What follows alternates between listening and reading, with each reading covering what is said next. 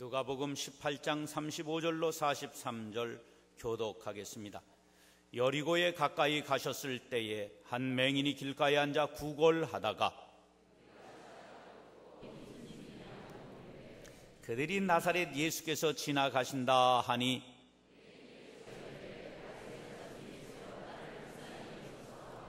앞서 가는 자들이 그를 꾸짖어 잠잠하라 하되 그가 더욱 크게 소리질러 다윗의 자손이여 나를 불쌍히 여기소서 하는지라.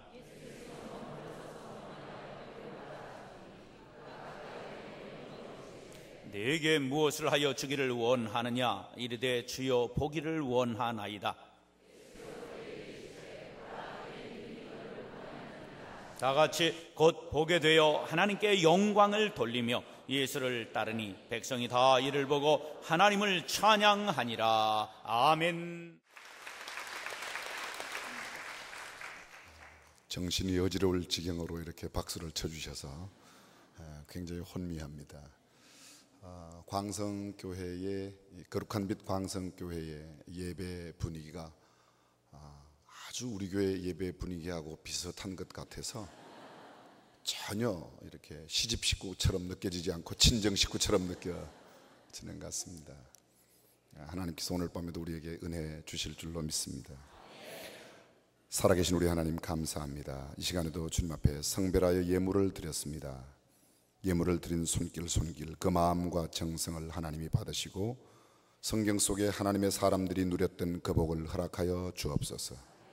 들어가도 나가도 복을 받았던 신명기 28장의 복이 저들에게 있게 하옵시고 당대의 부유한 삶으로 수많은 사람들에게 하나님의 사람임을 보여주었던 아브라함, 이삭, 야곱 같은 사람들이 거룩한 빛 광성교회에 넘치게 하여 주옵소서. 하나님의 사람들이 무엇을 위해 어떻게 살아가는지를 분명하게 보여주어 산 위의 동네처럼 등경 위의 등불처럼 수많은 사람들에게 빛나게 하시고 저들의 삶은 역사에 거룩한 흔적을 남겨 후대의 사람들이 저들의 흔적을 바라보며 하나님의 사람임을 확실하게 알 수 있도록 높여 주옵소서. 부족한 것을 하나님의 강단에 하나님의 말씀을 전하기 위하여 하나님의 종으로 세우셨사오니 하나님의 말씀을 바르게 전하도록 성령님께서 주장하여 주옵소서. 듣는 이들과 함께 은혜의 한 시간 되게 하시고 하나님 한 분만 영광 받으시옵소서. 우리 주님 예수님의 이름으로 기도드립니다. 아멘. 느림의 대명사가 뭐죠? 느림의 대명사 거북이입니다.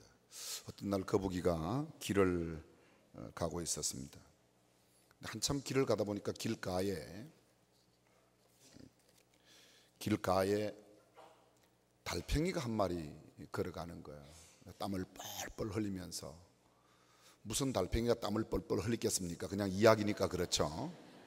그런데 거북이가 보니까 너무 안 됐어요. 집을 짊어지고 가는 그 달팽이의 모습이 너무 안쓰러워서 달팽이야 너 내 등에 타라 탔습니다. 거북이가 한참 걸어가다 보니까 또 한 마리의 달팽이가 있는 겁니다. 그래서 보니까 너무 안쓰러워요. 그래서 너도 타라. 그 뒤에 달팽이가 한 마리 탔습니다. 그러자 그 순간 먼저 타고 있던 달팽이가 나중에 탄 달팽이에게 한마디 했습니다. 뭐라고 이야기했는지 궁금하다 1번, 전혀 안 궁금하다 2번. 아주 오토매티컬리 1번이에요. 이렇게 말하더랍니다. 야 임마 꽉 잡어. 이 새끼 되게 빨라. 그러더랍니다. 무슨 이야기죠? 빠르고 느린 것은 상대적인 거예요. 우리가 보기에는 거북이가 느림의 대명사이지만 달팽이가 보기에는 굉장히 빠르다는 거예요. 얼마나 빠르냐보다 더 중요한 것은 방향입니다. 빠르기보다 중요한 것이 방향성이에요. 신앙도 마찬가지예요. 저는 교회도 마찬가지라고 생각합니다. 기업도 마찬가지입니다. 얼마나 급성장하느냐, 얼마나 사이즈가 크냐보다 더 중요한 것은 얼마나 바르게 가고 있느냐 하는 것이죠. 거룩한 빛 광성교회, 제가 오늘 저녁 대접하시는 장로님, 권사님과 함께 이야기하는 가운데 주고받고 우리 교회 사이즈에 대해서 굉장히 궁금해하세요. 그 제가 이야기를 했더니 그럼 우리 교회하고 비슷하다고 그러더라고요. 그래서 그러냐고. 저도 사실은 거룩한 및 광성교회 규모에 대해서는 잘 모릅니다. 근데 대부분의 많은 사람들이 굉장히 주목하고 있다는 것만은 잘 알고 있습니다. 여러분의 담임 목사님이신 정성진 목사님과 거룩한 빛 광성교회가 통합적 교단 내에서뿐만 아니라 한국교회, 이제는 한국교회를 넘어서서 세계교회에, 중요한 것은, 큰 것도 중요한데요, 더 중요한 것은 얼마나 성경이 말하고 있는 성경적인 교회의 건강성을 바르게 갖고 있느냐, 중요하다고 믿으시면 아멘. 그렇습니다. 우리나라 유명한 시인 가운데 한 시인이 해인사를 갔습니다. 그리고 해인사를 다녀온 뒤에 시를 썼어요. 그 시 제목이 뭔가 하면 해인사예요. 짧은 시인데 제가 그 시를 여러분에게 한번 읊어드리려고 합니다. 큰 절이나 작은 절이나 믿음은 하나. 큰 집에 사나 작은 집에 사나 인간은 하나. 끝이에요. 근데 여러분 가만히 생각해 보세요. 그분이 해인사에 갔기 때문에 제목을 해인사라고 썼을 거예요. 만약에 여의도 순복음교회 갔더라면 제목이 뭘까요? 여러분의 교회 오셨다면 무슨 거룩한 빛 광성교회 아니면 광성교회. 그리고 그는 이렇게 썼을 거예요. 큰 교회나 작은 교회나 믿음은 하나. 그리고 밑에는요, 큰 집에 사나 작은 집에 사나 사람은 하나. 여러분이 좀 큰 교회 다니신다고 해서 어깨에 힘들어갈 필요가 전혀 없어요. 별로 동의하지 않는 것인 것 같아요.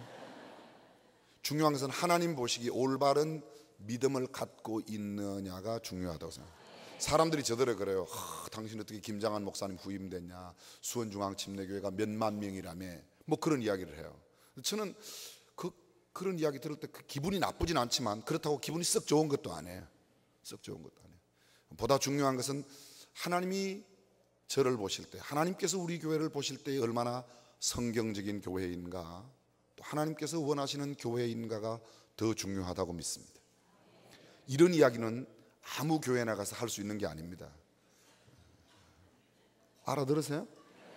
수준이 맞아야 하고요, 또 그 교회 목사님이나 그 교회 성도님들이 이 영적 레벨이 맞아야 이런 이야기를 하지, 그게 안 되면 가뜩 잘못하면 오해받기 때문에. 그래서 제가 오면서 어저께부터 얼마나 큰 은혜와 도전을 받는지 모릅니다. 여러분의 아멘 소리와 예배 분위기가 너무너무 제 마음과 함께 하나님 앞에 막 드려지는 것 같아서요.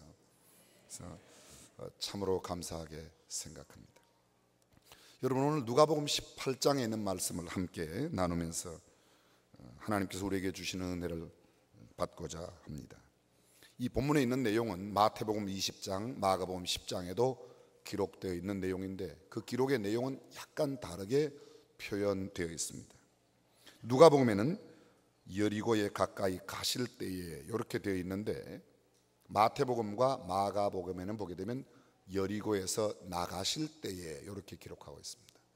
개역 성경에는 여리고에 가까이 오실 때에 라고 되어 있습니다. 누가복음에는. 그리고 마태복음과 마가복음에는 여리고에서 나가실 때에. 여쭤보겠습니다. 누가복음의 내용이 맞는 내용이에요? 마태나 마가의 복음이 맞는 내용이에요? 어떻게 해석해야 돼요? 자유주의 신신학자, 성경에 오류가 있다고 믿는 사람들은 이렇게 말합니다. 이것 봐라, 동일한 사건을 기록하고 있는 마태, 마가와 누가가 서로 다르게 표현하지 않냐, 그래서 성경은 옳지 않다, 성경에 오류가 있다, 이렇게 말합니다. 성경은 오류가 있는 게 아닙니다. 어떻게 해석할까요?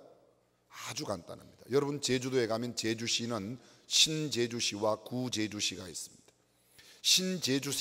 제주시에 있던 사람이 구제주시로 가는 모습을 보면 신제주시에서 보면 나가는 것이고, 구제주시에서 보면 어떻게 해요? 들어오는 것이죠. 그래서 입장에 따라 누가가 본 입장과 마태, 마가가 본 시각의 차이예요. 방향의 차이예요. 근데 중요한 것 한 가지가 있습니다. 문제는 여리고의 길목에 앉아있던 맹인을 주님이 그날 친히 만나 주셨다는 거예요. 잘 보십시오. 여리고에 가까이 가실 때에 한 맹인이 길가에 앉아 구걸하다가 무리의 진함을 듣고 이 무슨 일이냐고 물었습니다. 여러분, 이 맹인의 모습을 잘 보시면 맹인의 현 주소가 어디예요? 길가라고 되어 있어요. 맹인의 신체적인 상태는 문자 그대로 맹인입니다. 앞을 보지 못하는 장애인 맹인입니다. 그가 가지고 있는 재산 목록 1호를 펼쳐보겠습니다. 어떤 것일까요? 성경에 있는 대로만 말고 상상력을 또 동원할 필요가 있겠죠. 무엇일까요? 그렇죠, 깡통이 있겠죠. 또 깔고 앉은 가마니떼기가 있겠죠. 또 그 동네 집집이 제삿날이 언제인가 제삿날을 적어놓은 수첩도 하나 가지고 있겠죠. 알아듣습니까? 그게 왜 필요하죠? 제삿날 가면 뭔가 얻을 수 있다는 거죠. 이건 그냥 상상력을 동원하고, 어쨌든 이 사람 구걸하는 사람이에요. 사회적인 신분은 뭐예요? 거지예요. 거지예요. 신체적인 상태는 맹인이에요. 그가 어쩌면 어젯밤에는 집 없는 그 모양 그대로 다리 밑에서 아니면 어떤 초가집 처마 밑에서 잤을런지도 몰라요. 자, 여러분, 이 맹인이 여리고의 길목에 나가 구걸하러 갑니다. 아침에 구걸하러 나갈 때 어떤 마음을 가지고 나갔을 것 같습니까? 묻지 말고 네가 빨리빨리 이야기해라. 뭘 자꾸 묻냐. 아주 그런 눈빛이에요. 이런 생각 갖지 않았을까요? 오늘은 나가면 얼마나 벌 수 있을까? 좀 쉬운 말로 말하면 얼마나 깡통을 채울 수 있을까? 그것이 그날 아침 그의 생각이었을는지도 모릅니다. 그리고 나와서 구걸합니다. 한 푼 줍쇼, have on mercy, 나한테 자비를 달라고 그렇게 구걸했던 좌우간 뭔가를 열심히 구걸했을 겁니다. 근데 사람들이 많이 지나가는, 무리가 지난다. 원어 성경에 보니까 사람들이 때를 지어 지나가는 그런 분위기를 느낍니다. 무슨 생각을 했을까요? 그렇죠. 야, 오늘은 대목이구나, 이런 생각을 했을 거예요. 그럴 거 아니에요. 많은 사람이 지나가면. 그렇죠, 많은 사람이. 근데 또 한편 어떤 생각이 드는가 하면, 왜 평소보다 오늘 왜 이렇게 많은 사람이 지나갈까 의문점이 생겼어요. 그래서 지나는 사람 가운데 한 사람을 붙들고 무슨 일입니까? 웬일입니까? 오늘 왜 이렇게 많이 사람이 지나갑니까? 그랬더니 그 사람이 이렇게 말합니다. 나사렛 예수가 지나신다. 누가요? 나사렛 예수가. 그 이야기를 듣자마자 이 맹인에게 갑작스러운 변화가 나타났습니다. 뭐라고 맹인이 이야기하는가 보십시오. 맹인이 외쳐 이르되 다윗의 자손이여 나를 불쌍히 여기소서. 저를 주목해 주십시오. 방금 소개받기는 뭐라고 소개받았어요? 나사렛 예수라고 소개받았어요. 그런데 뭐라고 외쳐요? 다윗의 자손. 나사렛 예수로 소개받았으면 나사렛 예수라고 불러야지 다윗의 자손 예수라고 부르는 까닭이 뭐예요? 그렇죠. 그 맹인은 알았어요. 나사렛 예수가 다윗의 자손 예수라는 걸 알았다는 거예요. 그리고는 그분에게 외칩니다. 뭐라고요? 나를 불쌍히 여기소서. 그가 그렇게 소리를 치니까, 외치니까 앞서가는 사람들이 그를 꾸짖어 잠잠하라 하되. 여러분, 이게 성경책이에요. 성경이니까 그냥 꾸짖어 잠잠하라 그렇게 말했습니다. 이게 삼류 통속 소설 같으면 뭐라고 썼을까요? 삼류 통속 소설을 읽어보진 않았어요? 읽은 네가 이야기해라 그랬을 거야 아마. 야, 이 새끼야, 조용 못해? 조금 더 심하게 표현하면 병신 주제에 육갑 들고 있네. 막 어떤 성질 급한 사람은 어쩌면 가서 깡통을 발로 차고 찌그러뜨리며 가만히를 잡아 당기고 막 욕을 했을는지도 몰라요. 이게 성경이니까 점잖게 기록한 게 꾸짖어 잠잠하라 하되. 꾸짖어 잠잠하라 하되. 그냥 잠잠하라 이렇게 말하진 않았을 거예요. 그렇죠? 좀 조용히 해 주시기를 바랍니다, 이렇게 하지 않았을 거예요. 그랬더니 그 다음에 반응, 그가 더욱 심히 소리질러 더욱 심히 소리질러 다윗의 자손이여 나를 불쌍히 여기소서 하는지라. 예수께서 머물러 서셨습니다. 명하여 그를 데려오라 하셨습니다. 그가 왔습니다. 성경에 보게 되면 40절, 예수께서 머물러 서서 명하여 데려오라 하셨더니 그가 가까이 오매 물어 가라사대 내게 무엇을 하여 주기를 원하느냐. 영어 성경에 보니까 What can I do for you? 내가 너한테 뭘 해줄까? 그렇게 묻습니다. 그랬더니 가로되 이르되 주여 보기를 원하나이다. 예수님 그 다음 말씀, 예수께서 저에게 이르시되 보아라 내 믿음이 너를 구원하였느니라 하시매 곧 보게 되어 하나님께 영광을 돌리며 예수를 좇으니 백성이 다 이를 보고 하나님을 찬양하니라. 오늘 본문의 이야기는 이렇게 간단한 내용입니다. 그런데 이 내용 가운데 가만히 생각해 보십시오. 여리고의 길목에 앉아있던 맹인이 그날 예수님을 만나서 단순히 눈 뜨는 것 이상의 구원을 받고 그의 그 눈뜬 사건으로, 그의 구원받은 사건으로 인하여 그 광경을 지켜보았던 모든 백성들이 하나님을 찬양하게 되는 놀라운 결과가 일어났습니다. 이것은 단순히 한 개인에게 일어난 표적과 기적 정도가 아니라 그 광경을 목도했던 수많은 사람들이 모두 하나님께 영광을 돌리는, 하나님을 찬양하는 역사가 나타났습니다. 엄청난 역사예요. 도대체 이 역사가 어떻게 일어나게 되었는가? 먼저 이 본문의 가장 중요한 내용 가운데 하나가 예수님께서 여리고로 오셨다는 거예요. 여리고에 가셨다는 거예요. 왜 가셨죠? 그날은 이 맹인을 고치기 위해서 가셨어요. 여러분 성경을, 사복음서를 주의 깊게 보십시오. 그러면 예수님의 행동 일거수일투족은 그냥 아무런 생각 없이 움직인 데가 하나도 없어요. 어떤 날은 갈릴리 바다를 건너, 풍랑이는 그 갈릴리 바다를 건너 맞은편에 가십니다. 그것이 그라사인 땅이에요. 그라사인에 가면 어떤 사람? 귀신 들린 사람, 무덤 사이에 벌거벗고 다니면서 자기의 몸을 해하는 그 사람, 군대에 귀신 들렸던 그 사람, 그리고 그 사람의 귀신을 쫓아내고 돼지떼 2,000마리를 희생하면서까지 그 사람을 구원하신 다음에 금방 다시 또 돌아오세요. 맞은편으로 돌아오세요. 왜 가셨죠? 그를 구하러 가셨어요. 여러분 요한복음 4장에 보게 되면 사마리아 수가성 우물가에 있는 여인을 만나는 이야기가 나옵니다. 근데 그 장면 앞에 이렇게 되어 있어요. 예수께서 유대를 떠나사 갈릴리로 가실새 사마리아로 통행하여야 하겠는지라. 성경에 이렇게 되어 있어요. 이 구절은 굉장히 중요한 의미를 담고 있습니다. 어떤 의미를 담고 있는가? 잘 보십시오. 유대를 떠나사 갈릴리로 가실새, 유대에서 갈릴리로 가시면 다른 모든 사람들은 일반적으로 사마리아 땅을 지나가지 않고 돌아갔습니다. 그런데 예수님은 이렇게 말씀하세요. 사마리아로 통행하여야 하겠다. 내가 그렇게 해야만 한다는 거예요.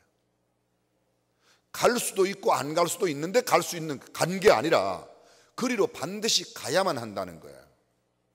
이해가 되십니까? 여쭤보겠습니다. 여러분 자동차를 운전하고 가다가 신호등이 들어왔어요. 초록불이 들어왔습니다. 가야만 하는 겁니까? 갈 수 있다는 겁니까? 1번 갈 수 있다, 2번 가야만 한다. 그래도 또 가야만 한다로 부팅있는 사람 있습니까? 가야만 한다는 것은 이런 걸 가야만 하는 거예요. 앞에 차가 막혀 있어도 가야만 하고, 앞에 자전거가 있어도 치고라도 가야만 하는 거, 이 가야만 하는 겁니다. 갈 수 있다는 것은 초록불이 켜지면 앞에 가로막힌 게 없으면 가도 좋다는 것이지, 갈 수 있다는 것이지 가야만 한다는 건 아니에요. 이해가 되세요? 그럼 가야만 한다는 건 뭐예요? 그렇게 하지 않으면 안 되겠다는 거예요. 왜 주님께서 사마리아 수가성 그곳으로 가야만 하셨어요? 그날 그 수가성 여인을 구원하시고자 하는. 여러분 오늘 본문 뒤에 막바로 나오는, 뒤따라 나오는 이야기가 누가복음 19장 1절 이하에 삭개오의 이야기가 나옵니다. 삭개오 이야기 잠깐 펴보실까요? 19장. 찾기가 결코 어렵지 않습니다. 5절입니다. 예수께서 그곳에 이르사 우러러보시고 이르시되 삭개오야 속히 내려오너라. 내가 오늘 네 집에 유하여야 하겠다. 저를 보십시오.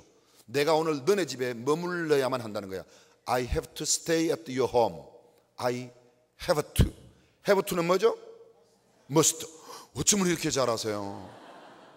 갑자기 영어 문법 학원 된 것 같아.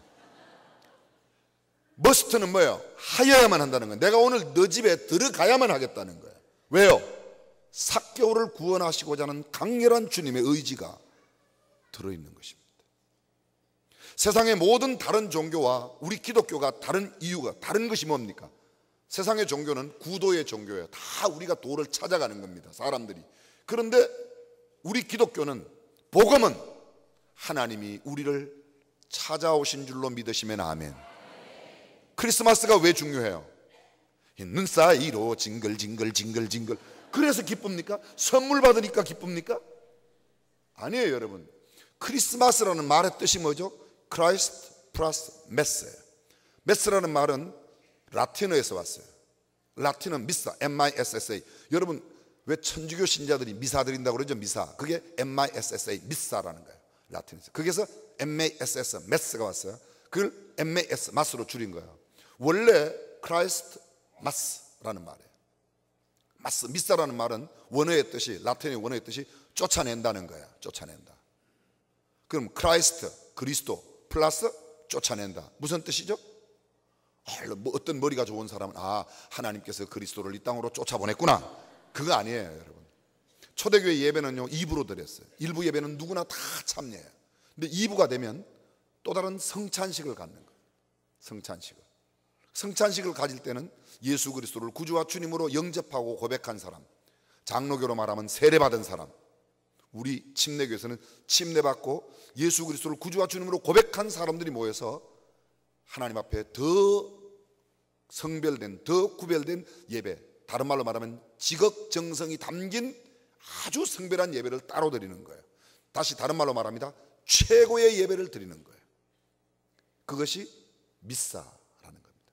천주교의 미사라는 말은 예배한다, 그런 뜻이에요. 원래 그게 쫓아낸다는 말은 일부에 누구나 할 것이 다 왔던 사람들 가운데 이제는 아주 구별된 성별된 예배를 드리니 거기에 참여할 수 없는 사람은 가시오, 세례 안 받은 사람은 성찬식에 참여하지 마시오 라는 말과 비슷한 의미로 해석하면 되겠습니다. 그러니까 예수 그리스도에게 가장 아름다운 예배, 가장 성별된 예배, 가장 거룩하고 가장 빛나는 그런 정성이 담긴 예배를 드린다. 언제 드릴까? 예수님 이 땅에 오신 날 드리자. 그래서 크리스마스라고 붙인 거예요. 아시겠사옵나이까? 그날이 중요한 이유는 이 땅에 오셨다는 거예요. 어저께 우리가 함께 나누었지만 부유하신 그분이 가난하게 우리 곁으로 오신 거예요. 우리가 찾아가는 게 아닙니다. 여러분, 이날 주님께서 여리고의 길목에 오신 것은 거기 앉아 구걸하는 이 맹인을 구원하시고자 하는 놀라운 역사이죠. 그런데 여러분, 지나간다고 다 만나는 건 아니에요. 그날 얼마나 많은 사람들이, 무리가 지나갔다고 합니다. 무리가 때를 지어 수백, 수천, 수만의 사람이 지나갔는지 몰라요. 그런데 그날 정말 주님으로 만나고 구원받은 사람은 그 길목에 앉아있던 맹인 하나뿐이었어요. 가장 중요한 내용이 뭐죠? 찾아오신 우리 주님, 그리고 찾아오신 그 우리 주님을 만났다고 하는 거예요. 인생은 만남이 얼마나 중요한지 몰라요. 20세기 유명한 사상가요, 철학자였던 말틴 부버는 이히 운트 두, 나와 너라고 하는 책 가운데서 인간을 만남의 존재라고 이야기를 합니다. 그래서 나와 너의 만남이 있다, 인격적인 만남, 나와 그것과의 만남이 있다. 나 아닌 모든 만남을 내 유익을 위해서 이기적으로 만난다. 사람을 만나도 저 사람을 만나면 나한테 얼마나 유익이 될까를 생각하고 만나는 것은 인격적 만남이 아니라 나와 그것과의 만남이다. 비인격적 만남. 서로가 인격을 존중하면서 만나는 만남, 인격적 만남, 나와 너의 만남. 그 책에서 두 가지를 강조합니다. 그는 그의 책 맨 마지막 부분에 또 다른 만남을 이야기하지만 그것이 무엇인지는 이야기하지 않았어요. 그래서 아마도 이런 것입니다. 우리가 성경적으로 복음적으로 이야기한다면, 기독교적으로 이야기한다면 나와 영원하신 하나님과의 만남인 줄로 믿습니다. 그 만남이 없다면 인생은 허무하는 거예요. 아무리 인격적으로 살았던, 또 아니면 비인격적으로 살았던, 이 땅에 살아가는 동안에 평가가 조금 달랐을 뿐 영원하신 하나님 앞에서는 그것만 가지고는 되지 않는다는 것이죠. 그래서 영원하신 그분을 만났느냐 만나지 못하느냐, 만남이 얼마나 중요해요. 그래서 어떤 사람은 그렇게 노래했어요. 우리 만남은 우연이 아니야. 몰라요? 개편 찬송가 901장. 저는 노사연 씨를 두 번이나 우리 교회 초청해서 올 때마다 다른 노래 부르지 말고 만남 불러라. 만남보다 더 좋은, 당신의 18번은 만남인데 뭔 딴 노래 부르려고 그러냐. 찬송가는 당신보다 우리 찬양대가 훨씬 더 잘해. 그러니까 찬송 가지 말고 만남 불러라. 만남. 근데 만남을 불렀을 때 온 성전 안에 은혜가 가득했다는 사실을 정말로 은혜가 넘치더라. 만남이 얼마나 중요해요. 얼마나. 여러분 1962년도 충주고등학교 3학년 학생이 국제 적십자 사회 초청으로 한국의 RCY 이 적십자 회원으로 고등학교 3학년이 미국에 가게 되죠. 백악관을 방문합니다. 근데 백악관에서 그때 1962년 63년 그때 미국의 대통령이 존 F 케네디였습니다. 케네디 대통령을 만납니다. 근데 케네디 대통령이 이 학생 충주고등학교 3학년 학생에게 물었어요. What's your dream? 너의 꿈이 뭐냐 물었더니 I'm gonna be a diplomat. 나는 외교관이 되기를 원한다. 그랬더니 너 훌륭한 외교관이 되라는 말을 했습니다. 그때부터 가슴속에 외교관이 되겠다는 생각으로 열심히 공부. 드디어 외무고시에 패했습니다. 최초의 초임 발령지가 어딘가 하면 인도로 발령을 받았어요. 인도에 갔더니 주 인도 한국 대사가 누구였는가 하면 전 총리를 지내신 노신영 대사가 거기 대사라고 해요. 대사 밑에 가서 외교관 활동을 하는 겁니다. 노신영 대사가 이렇게 이야기합니다. 당신 말이야 앞으로 세계적으로 훌륭한 외교관이 되려고 그러면 영어만 해갖고 안 된다. 불어를 해라. 불어를. 제3세계에는 영어보다, 그리고 지금도 외교 언어는 무슨 언어죠? 아니 몰라도 찍어도 할 수 있는 거 아닙니까? 외교 언어는 뭐예요? 불어예요. 불어. 영어는 발음을 잘 못 알아들어서 잘 의사소통이 안 되는 게 있지만 불어는 발음이 안 돼서 못 알아듣는 건 없다고 그럽니다. 저는 불어 잘 몰라요. 할 줄 아는 게 불어는 봉주, 메치볶음, 그게 메르치볶음이라고. 근데 메스 이렇게 말하는데요. 저는 그 단어밖에 몰라요. 아는 단어가 없어요. 제가 불란서를 여러 번 갔지만 아는 단어가 없어요. 그런데 이 외교 언어가 불어라는 걸 알고 그래서 열심히 불어를 했습니다. 4년 전이었습니다. 그 사람이 UN 사무총장에 도전을 했어요. 각국의 대표들이 모인 자리에서 유창하게 영어로 연설을 했습니다. 그리고 끝나는 줄 알았는데 다시 불어로 연설을 했습니다. 사실 영어로만 연설을 했을 때 제3세계 사람들, 유럽에 있는 상당수의 나라들은 반기문 그 사람을 UN 사무총장 투표하지 않으려고 했습니다. 여지없이 떨어지는 겁니다. 그런데 불어로 했더니 금방 그 사람들이 다 돌아서 찍었어요. 그리고 드디어 지난달 9월 달에 임기를 1차 이제 금년으로 끝나고 내년부터 두 번째 임기가 들어가게 되는데 또 출마했어요. 어떻게 뽑혔죠? 만장일치로 뽑혔어요.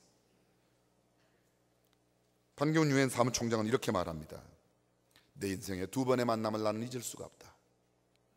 한 번은 백악관에서의 존 F 케네디와의 만남이고 한 번은 자기가 초임 외교관 시절 노신영 대사를 만난 것이 내 일생 이렇게 바꾸었다고 말합니다.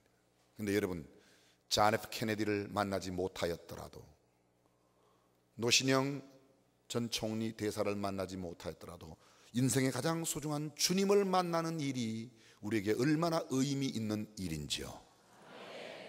중요합니다. 그 이듬해 1963년도에 미국의 제양 군인에 설립한 보이스 네이션이라고 하는 소년단이죠.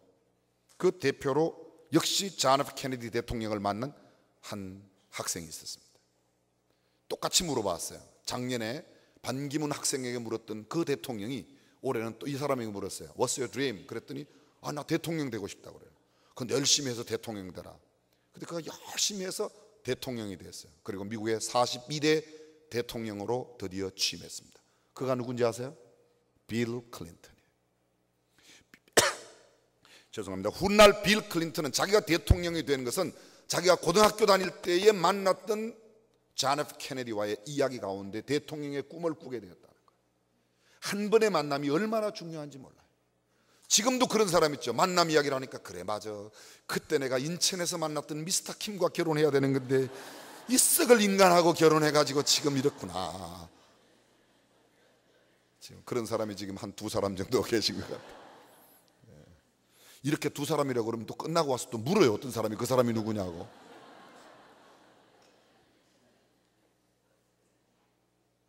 만남은 얼마나 중요한지 몰라요. 여러분 아십니까? 헬렌 켈러 아시죠? 알면 안다는 반응을 좀 보이세요. 참, 목사님은 정말 위대하십니다. 이렇게 반응 없는 분들하고 지나간 15년 사이에는 거룩한 빛 광성교회를 이루셨는데, 담임 목사님께는 안 그러죠? 네. 헬렌 켈러, 이분은 미국의 알라바마주 타스컨비아라고 하는 시골 마을에서 태어났습니다. 그런데 이 헬렌 켈러가 헬렌 켈러 될 수 있었던 배경에는 한 사람의 만남을 생각지 않을 수 없습니다. 누구와의 만남이에요? 그렇죠, 앤 슬리반이라고 하는 선생님이죠. 앤 슬리반. 이 앤 슬리반을 만나지 못했다면 과연 헬렌 켈러가 헬렌 켈러 될 수 있었겠는가? 헬렌 켈러가 어느 대학 나왔죠? 묻지 말고 그냥 네가 이야기해라. 알겠습니다. 하버드 출신입니다. 미국이 장애인들이 살기에 편리한 시설이 갖춰져 있는 것은 부인할 수 없습니다. 우리보다 훨씬 더 발달되어 있습니다. 그러나 장애인이라고 공부 못하는데도 아무 대학이나 넣어주는 그런 시스템을 가지고 있는 나라는 절대 아니에요. 저는 잠깐이지만 미국에 조금 살다 왔는데요, 그런 건 아니에요. 장애인이 살기 편한 시설은 잘 돼 있어요. 그러니까 장애인이라고 아무런 좋은 대학에 막 넣어주고 그렇지는 않습니다. 하버드 대학을 나왔다는 것은 그가 그 정도의 실력이 있다는 겁니다. 그는 보지도 못하고 듣지도 못하고 말도 못해요. 얼마나 대단해요. 보지를 못하면 듣기를 하든지 듣기를 못하면 보아야 될 거 아닙니까? 의사소통을 어떻게 하겠어요? 생각해 보셨어요? 의사소통을 어떻게 해요? 듣지도 못하고 보지도 못하는데, 말도 못하는데, 그렇죠? 전혀 이상하지 않아요? 굉장히 이상한 겁니다. 근데 그는 사람들이 그에게다가 와서 아유, 앞을 못 보는군요. 반응이 없어요. 아유, 듣지도 못하는군요. 그래도 반응이 없어요. 말도 못하는군요. 옆에서 앤 슬리반이 다 촉각 언어로 통역을 해주는 겁니다. 촉각 언어로 어떻게 어디를 만지면 어떤 뜻이다, 그걸 다 그렇게 해서 해주면요, 그때 헬렌 켈러가 이런 말을 했어요. 두 눈이 없어 앞을 보지 못하는 것보다 두 눈을 뜨고도 내일을 보지 못하는 것이 참으로 불쌍하다. 벌써 말하는 게 다르죠? 그분은 그렇게 촉각언으로 앤에게 다 타면 앤이 그걸 통역했던 거예요. 그는 또 이런 이야기를 했습니다. 날기를 원하는 사람은 뛰는 것에 만족하지 않는다. 유명한 거죠. 여러분, 지난 세기 최고의 수필로 여겨지는 그 수필을 누가 썼는지 아십니까? 누가 썼을 것 같아요? 그 헬렌 켈러인데 그걸 그렇게 뭘 주저하십니까? 그 글이 뭔지 아세요? 내가 만일 3일 동안만 볼 수 있다면. 그 글이에요. 제가 그대로 읽어드릴게요. 원문 다를 읽어드릴 수는 없고요, 아주 짤막하게 폈네요. 이게 장편이에요. 20세기 최고의 장편, 긴 장자 장편이 아니고 손바닥 장자 장편, 아주 짧은 걸로 최고의 수필로 뽑혀진 글이 이 글입니다.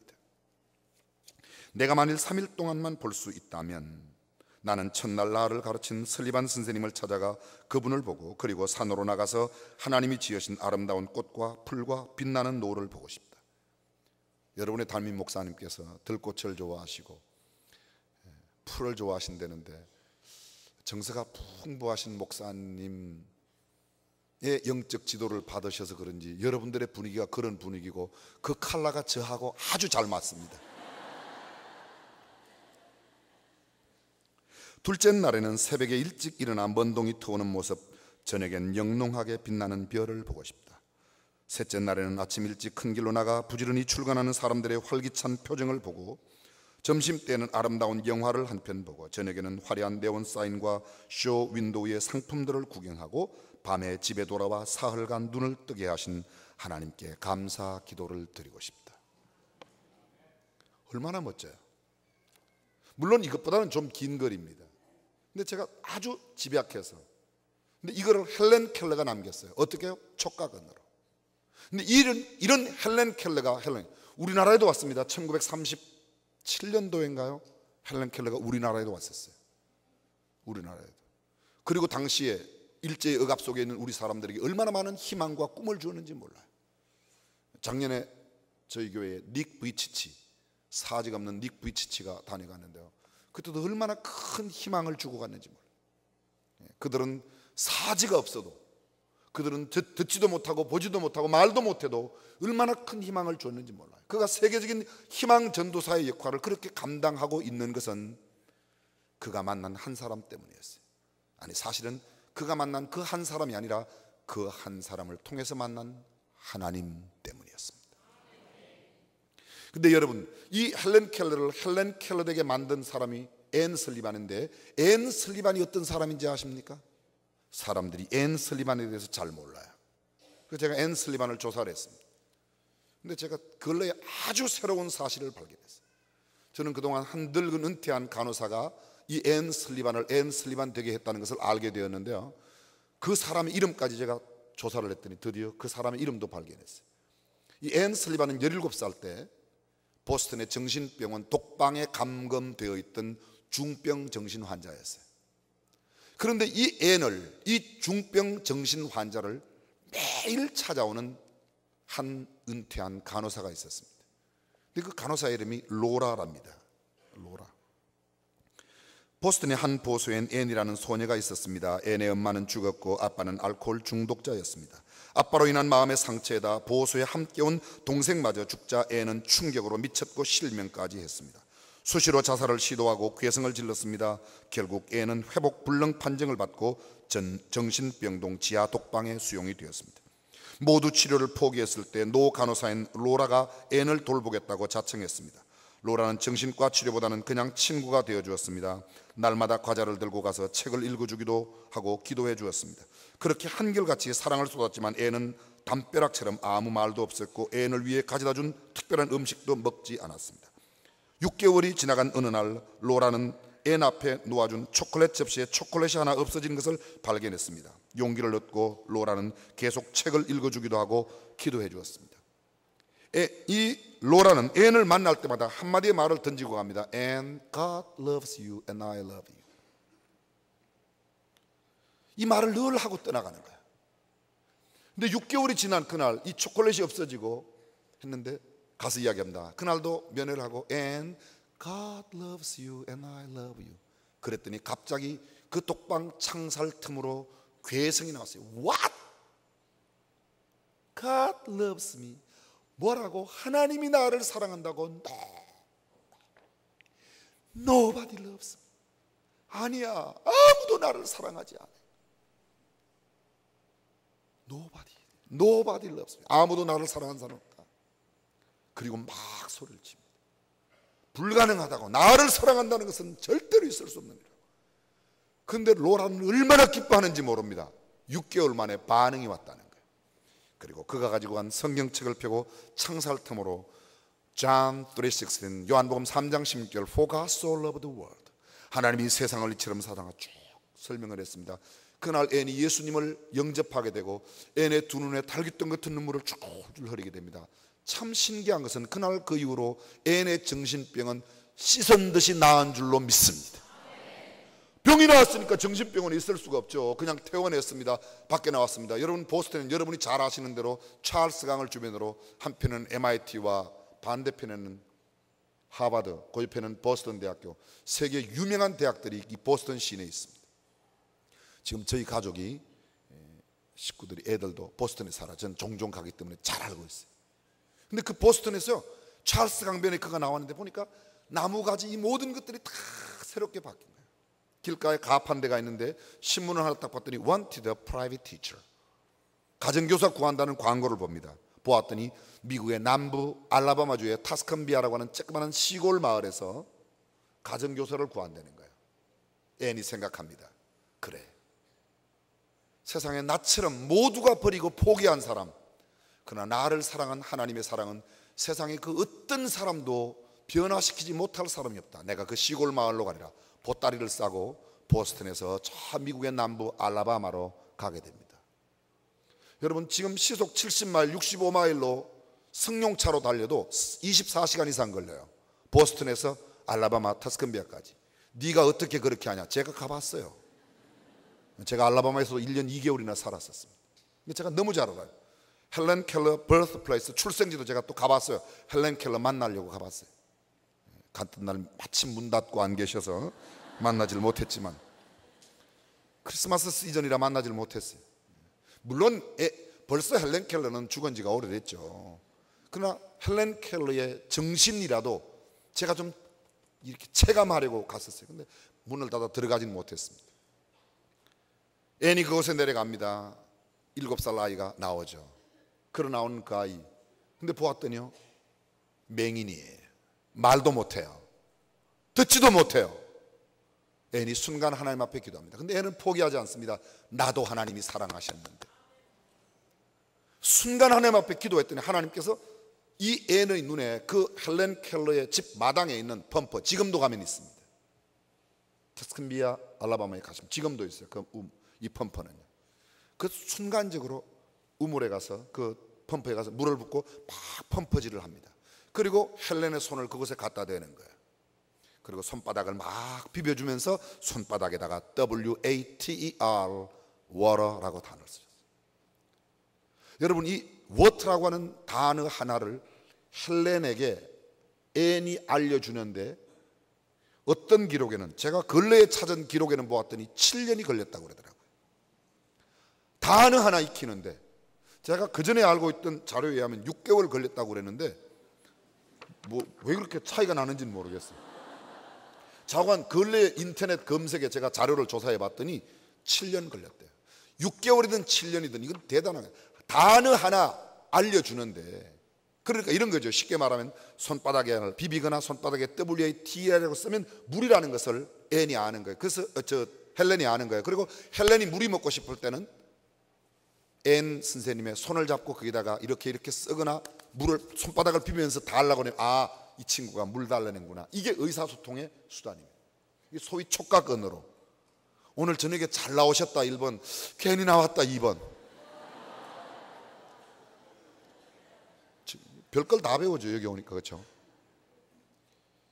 그래서 헬렌이 언어를 습득한, 이 촉각 언어를 배워서 의사소통을 하고 후에 공부를 해서 하버드 대학을 공부를 하고 사회사업가로 큰 업적을 남겼습니다. 저는 자료를 여러분에게 다 말씀드릴 수 없지만 여기서 중요한 게 있습니다. 여쭤봅니다. 헬렌이 헬렌 될 수 있었던 것은 누구를 만났기 때문에? 앤을 만났기 때문에. 앤이 앤 될 수 있었던 것은 누구를 만났기 때문에? 로라를 만났기 때문에. 틀린 답은 아닙니다. 그런데 오늘 저녁의 정답은 헬렌은 앤을 통하여 주님을 만났기 때문에, 앤은 로라를 통해서 하나님의 사랑을 만났기 때문에. 사랑하는 여러분, 오늘 여리고의 길목에 있는 이 맹인이 그의 일생에 구원을 얻을 수 있었던 것은 구세주 예수님을 만났기 때문인 줄로 믿습니다. 이 한 번의 만남이 그의 일생을 완전히 바꿔놓은 거예요. 예배당에 열심히 왔다고 예수님을 만난 게 아니에요. 만날 가능성만 많았지 꼭 만난 게 아니에요. 예수님을 따라다니는 사람들, 그 수많은 무리가, 그날도 무리의 진함을, 예수님을 따르는 그 많은 무리들이 있었습니다. 성경에도 많은 무리들이 내일 저녁에 살필 말씀에도 보면 여전히 무리들이 예수님 주변에 옹이하여 오는 모습을 보게 되는데, 그 많은 무리들이 있었지만 진정 예수 그리스도를 구주와 주님으로 만난 사람은 그렇게 많지 않아요. 그렇게 많지 않아요. 자, 여러분, 오늘 본문에 나오는 이 맹인이 그 주님을 만남으로 구원받게 된 결정적인 것, 자, 만남의 소중함을 여러분에게 말씀드렸습니다. 보십시오. 그 다음입니다. 그 만남을 통해서 구원을 받게 되는데 결정적인 구원이 그에게 어떻게 이루어졌는가, 오늘 새벽 시간에 제가 함께 십자가의 강도에 대해서 가깝고도 먼 두 사람 이야기, 여기 오늘 본문에도 잘 보십시오. 잘 보십시오. 어떻게 이 맹인이 예수님을 만나 구원을 얻게 되었는지.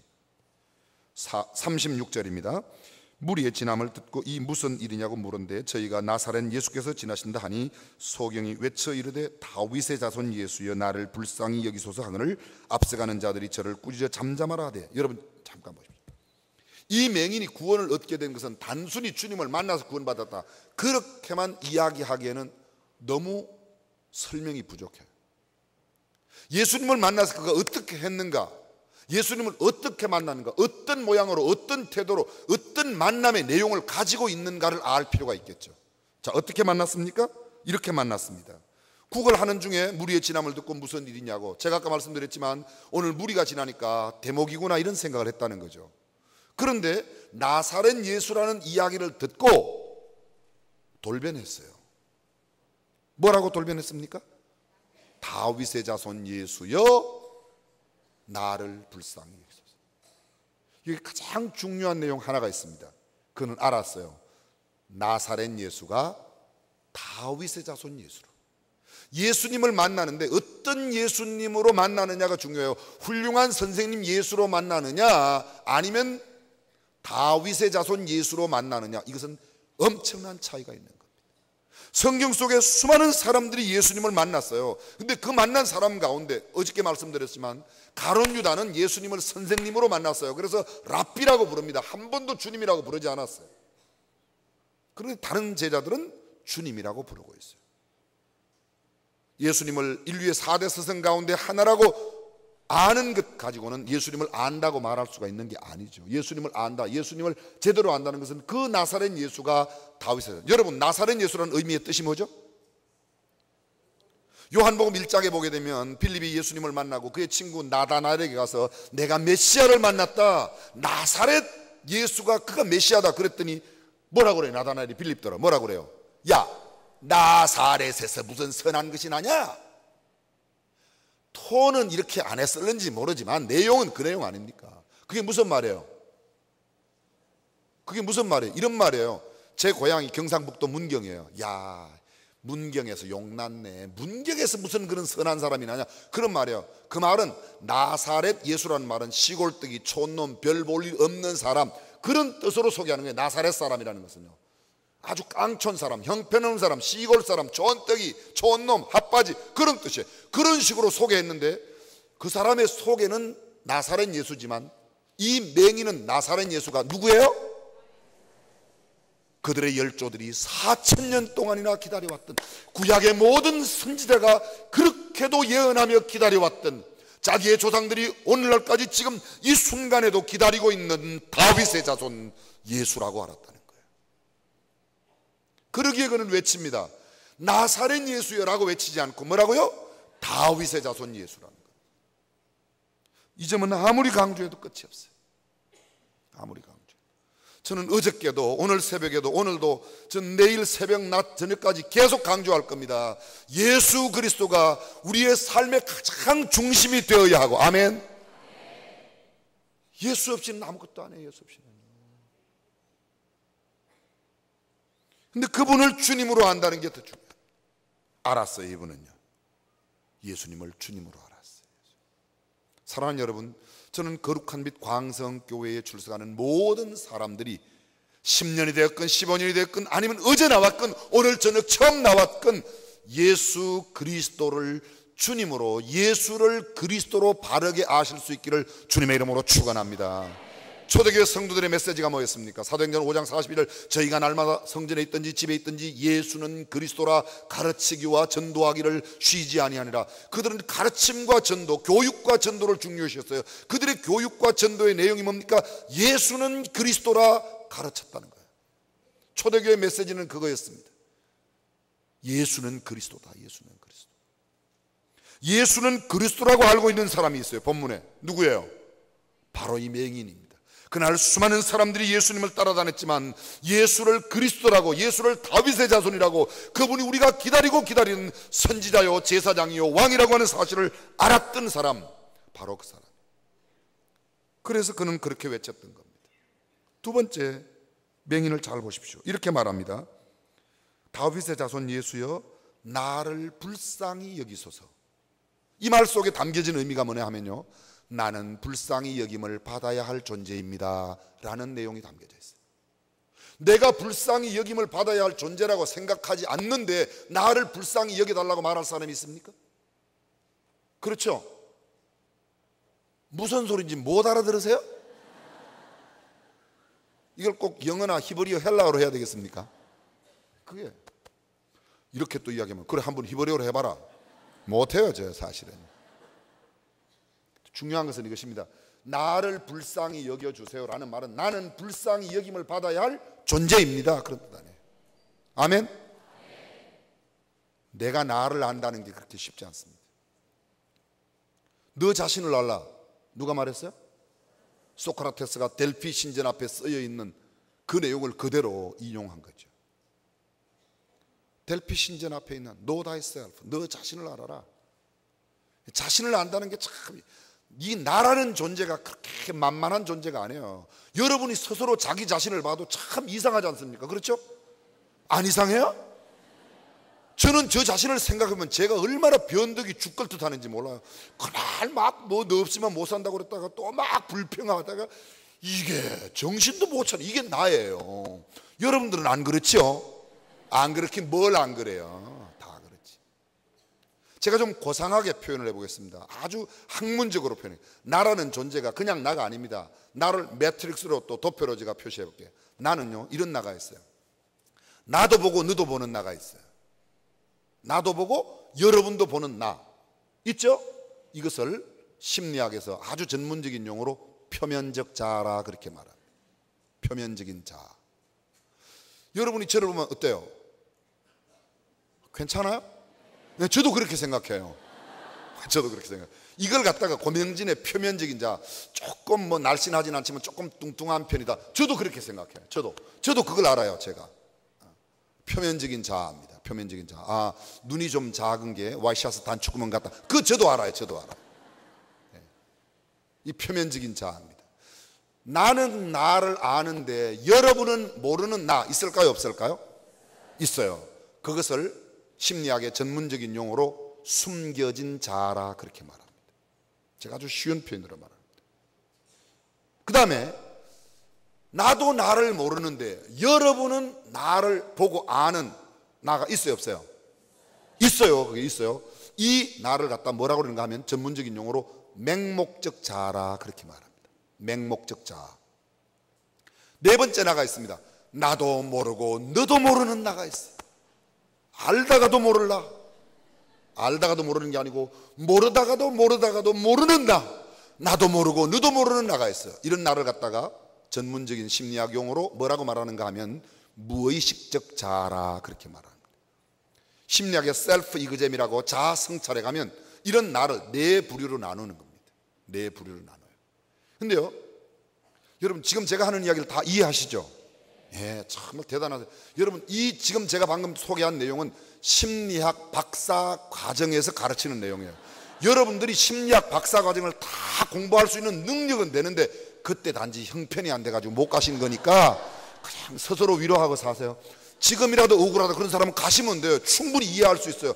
누가 가도 다 들을 수 있어요. 제가 오늘 이야기한 내용을 들을 수 있는 사람은 다 들을 수 있는데 그냥 단지 형편과 처지와 또 돈이 좀 문제가 되고 또 애들 키우느라고 또 남편 뒷바라지 하느라고 또 아내 먹이 살리느라고 못 갔을 뿐이니까 전혀 뭐 좀 배웠다고 폼 잡는 사람 앞에 기죽지 말고 그냥 그렇게 살아가시기를 바랍니다. 이런 이야기를 해도 기죽는 사람은 참 어쩔 수가 없어요. 자, 보십시오. 표면적인 자, 여기에 너무 신경 쓰지 마세요. 대한민국의 병폐 가운데 하나가 뭔가 하면, 죄송합니다, 이런 부정적인 표현을 썼어요. 표면적인 자에 너무 신경을 많이 써요.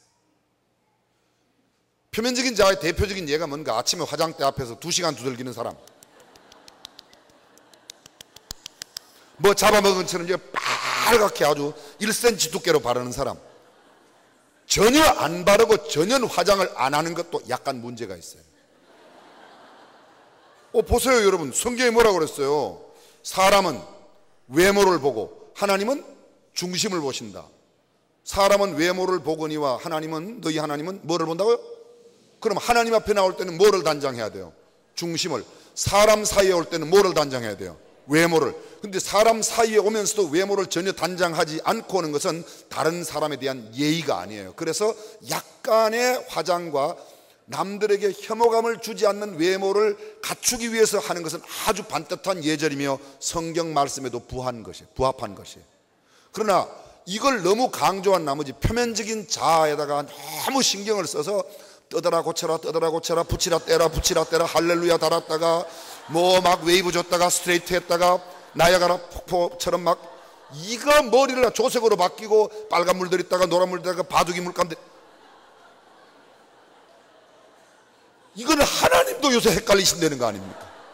아세요 여러분? 요새 천국 문 앞에 가면 상당히 밀려있대요. 그거 왜 밀려있는가 봤더니 이게 원래 땅에 보낼 때하고 완전히 바뀌어갖고 와가지고 원본 대조하느라고. 야, 내가 너 보낼 때는 코가 이렇게 빼쪽하지 않았는데 왜냐 그랬더니 그 안에 뭐 넣어놨더래요. 내가 처음에 보낼 때는 쌍꺼풀이 아닌데 쌍꺼풀을 왔으니까 그래서 자꾸 원본 대조하는데 시간이 많이 걸려갖고 천국 문이 복잡하다는 거 아셔요? 자, 말씀드립니다. 내가 도저히 내 외모를 고치지 않으면 도저히 내가 혐오감 때문에 내 스스로의 자괴감 때문에 살 수 없다. 그러면 하나님께서 허락하신 성령 수술로 좀 고치는 건 괜찮은데 그냥 그만하면 괜찮은데도 자꾸 떠들락 붙이락 넣어라 빼라 그러지 마세요. 옆 사람에게 이야기합시다. 우리 그러지 맙시다. 이미 한 사람이야. 또 이미 한 사람한테 가서 너 왜 코 높였냐 이런 소리 하지 말고 참 예쁘네요. 그냥 그렇게 해줘요. 아셨죠? 정 여러분의 마음에 안 들거든 그냥 이렇게 표현해요. 참 개성적이네요. 이렇게 표현하면 되잖아. 그거를 뭐 이걸 돈 들여 갖고 했니 뭐 어떠니 그딴 소리 하지 말고요. 사람이 살아가는 지혜가 있어야 될 거 아닙니까? 그걸 뭐 나는 솔직하게 난 너무 솔직해서 문제인데 내가 너한테 이야기할게. 너는 어디 쌍꺼풀을 그렇게 했냐 그딴 소리 하지 마세요. 제발. 어차피 했는데 지가 돈 주고 고칠 것도 아니면서. 그렇죠? 이건 성경 말씀은 아니라 이건 생활의 지혜. 생활의 지혜. 표면적인 자 문제될 것 없어요. 그냥 있는 대로 받아들이세요. 있는 대로 받아들이세요. 할 수 있으면 너무 뚱뚱하다 다이어트 좀 하시고. 요새 지금 북구라파에 있는 나라들은요 비만세가 도입됐잖아요. 비만세 몰라요? 비만세 뚱뚱하면 세금 많이 내는 거예요. 그게 비만세라는 거예요. 그런 거 너무 갸날펴서 사람들에게 막 불안감을 준다. 좀 찌세요. 나도 찌고 싶은데 안 찌니까 그렇지. 기도하세요. 기도. 그리고 저녁에 돼지고기 먹고 주무세요.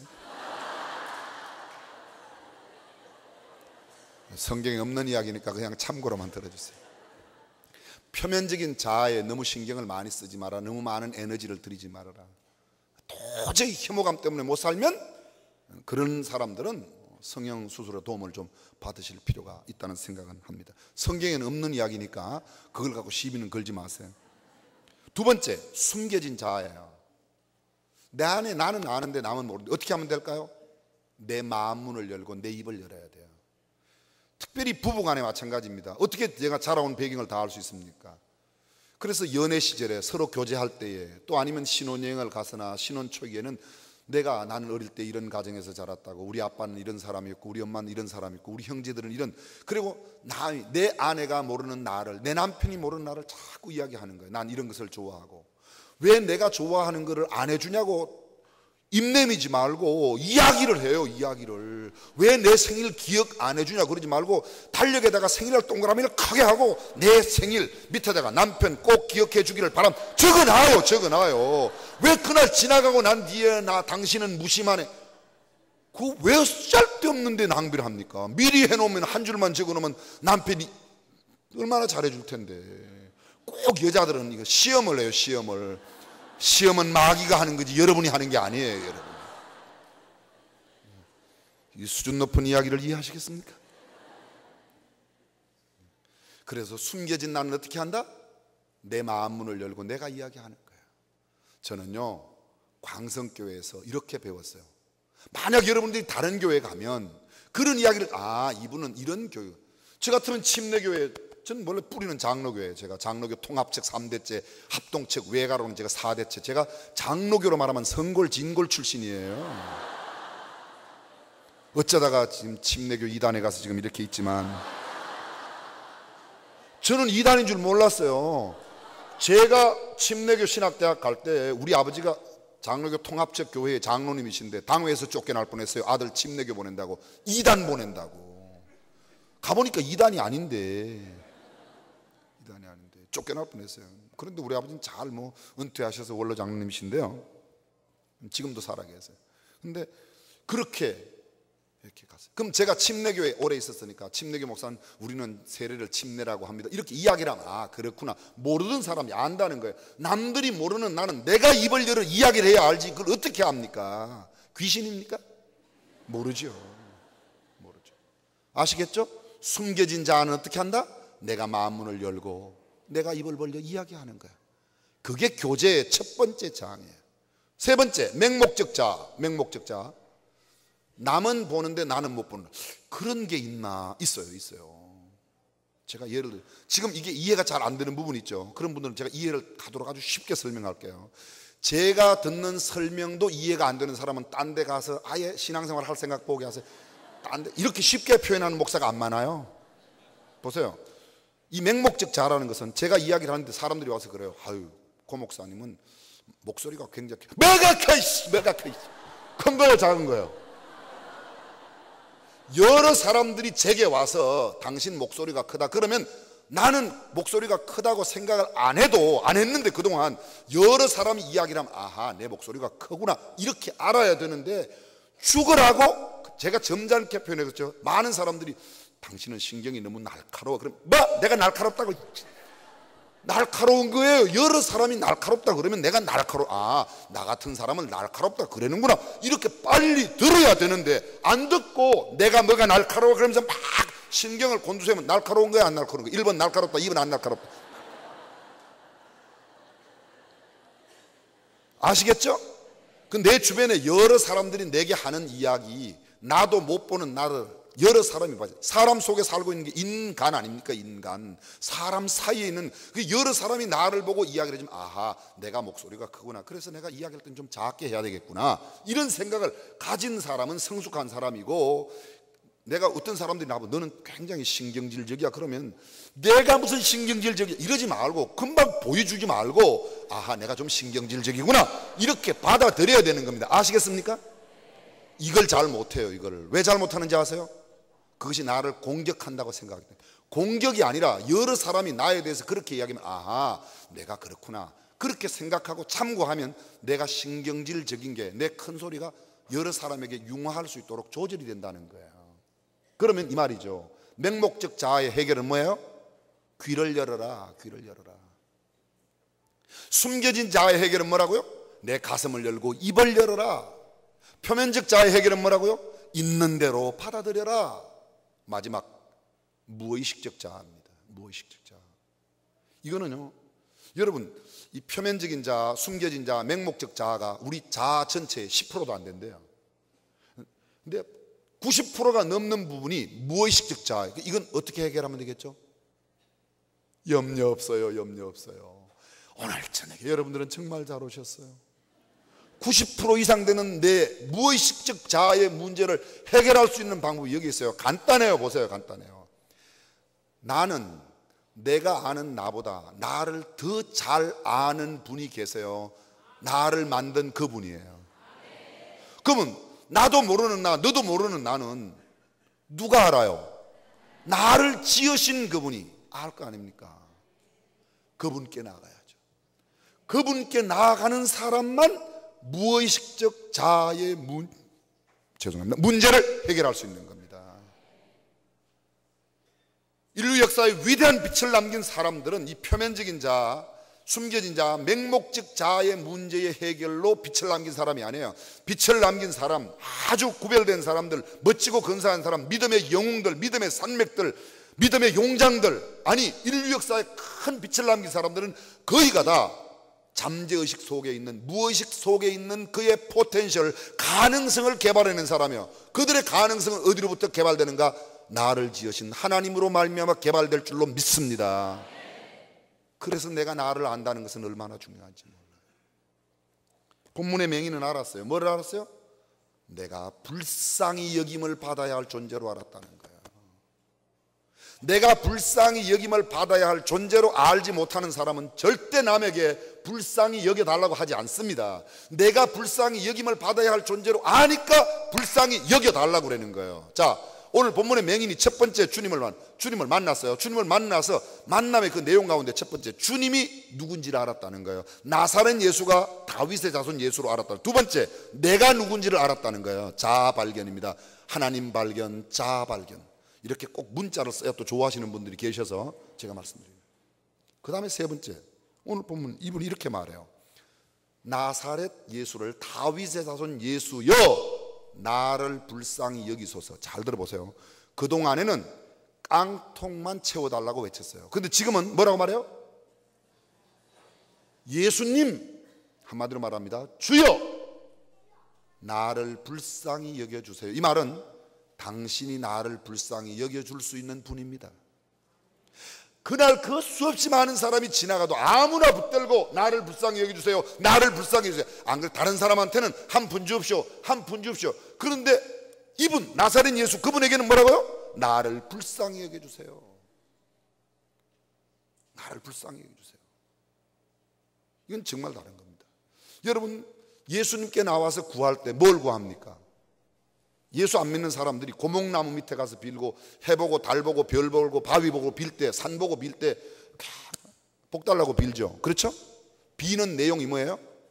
복 달라고 비는 거예요. 복 달라고. 뭐 다른 말하면 우리 아들 합격시켜 달라고 비는 겁니다. 예배당에 와서 그것을 똑같이 빈다면 비는 내용이 그 사람들이 달 보고 비는 거나 바위 덩어리 보고 비는 거나 예배당에 나와서 십자가 밑에서 비는 거나 내용이 똑같다면 우리하고 그들하고 차이가 뭐죠? 그래도 차이는 있어요. 왜? 대상이 다르니까. 이해가 되세요? 대상이 다르니까 차이는 있어요.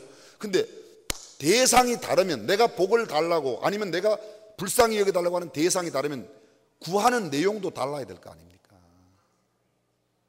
수준 높은 이야기 할 때는 일단 아멘을 하세요. 아멘. 보세요. 당신이 나를 불쌍히 여겨줄 수 있습니다. 제가 아주 쉬운 예를 들게요. 저는 수원중앙침례교회 전도사부터 부목사를 했었어요. 1979년부터 90년까지 11년 동안 전도사로, 부목사로 생활을 했어요. 근데 어떤 날 우리 교회 대학생 자녀를 둔, 아들을 둔 어머니가 저를 찾아왔어요. 그 대학생은 마약을 하다가 싸우고 교도소에 갔어요. 근데 엄마가 저를 찾아왔어요. 제가 전도사 때예요. 저한테 찾아와서 하는 말이, 전도사님 담임 목사님, 김장한 목사님께 말씀을 드려서 우리 아들 좀 교도소에서 끄집어내 주세요. 저한테 이야기를 했어요. 그래서 제가 뭐라고 그러는가 하면, 집사님, 제가 그 이야기 못한다고 그랬어요. 제가 잘했어요, 못했어요? 집사님 아들이 마약을 먹고 싸우다가 교도소에 들어갔는데, 그걸 담임 목사님은 교도소 소장도 알고 검찰도 알고 경찰도 알고 뭐 높은 사람 법무부 장관도 알고 대통령도 알고, 그러니까 그분에게 이야기를 해서 우리 아들 좀 끄집어내 달라고 저보고 청탁을 좀 해달라는 거예요. 부탁을 해달라는 거예요. 그 제가 단호히 거절했죠. 마약 먹고 싸우다가 교도소에 간 그 녀석을 목사님이 가서 누구에게 끄집어내 달라는 게 부교육자 전도사 생각에, 햇병아리 전도사 생각에 이게 합당치 않을 것 같단 말이에요. 그래서 제가 안 된다고 그랬어요. 잘했어요, 못했어요? 못했다 1번, 잘했다 2번. 2번이에요? 1번이라고 그랬잖아요. 못했다 1번, 잘했다 2번. 그래도 여러분들이 끝까지 2번 하시려고 지금 재십니까? 자, 제가 왜 못했는지 제가 설명을 드릴게요. 저는 그때 굉장히 잘한다고 생각했어요. 왜? 당연히 부교육자로서 담임 목사님께 어떻게 그런 걸 부탁하냐, 말도 안 된다. 마약을 한 것도 큰 죄고 싸우다가 교도소 간 게 뭐 잘한 일이라고 그걸 갖다가 교도소 소장, 뭐 경찰에, 검찰에, 무슨 법무자 누구한테 이야기 끄집어낸다, 이건 말도 안 된다. 이건 담임 목사님 얼굴 쪽팔리게 만드는 거다. 제가 안 했어요.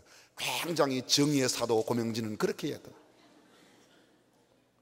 근데요, 날짜가 점점 재판을 하고 오니까 이 어머니가, 김모 집사님 어머니가 돌아다니면서 이야기를 하는데 주제가 바뀌었어요.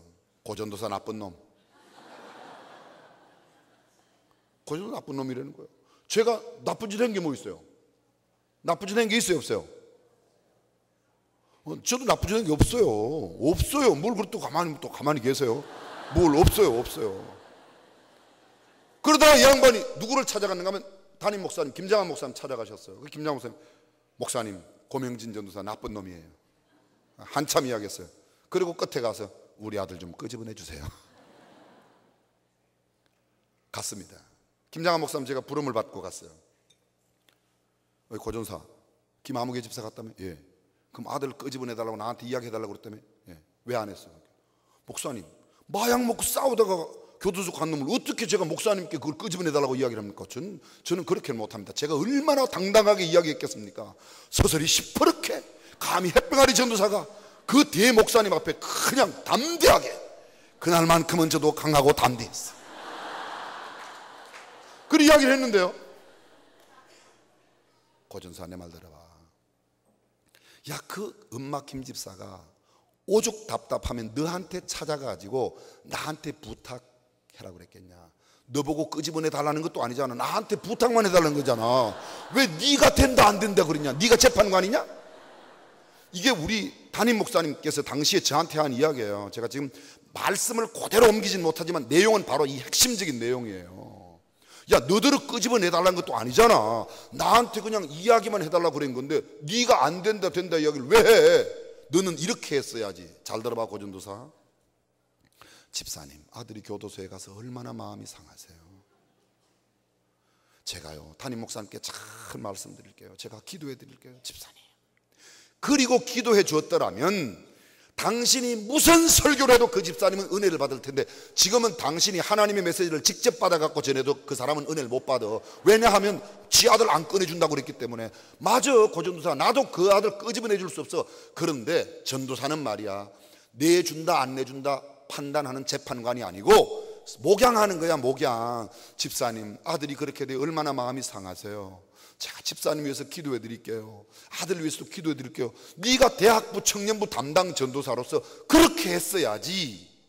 자, 아까 잘못했다 1번, 잘했다 2번. 어떻게 그렇게 바뀌십니까?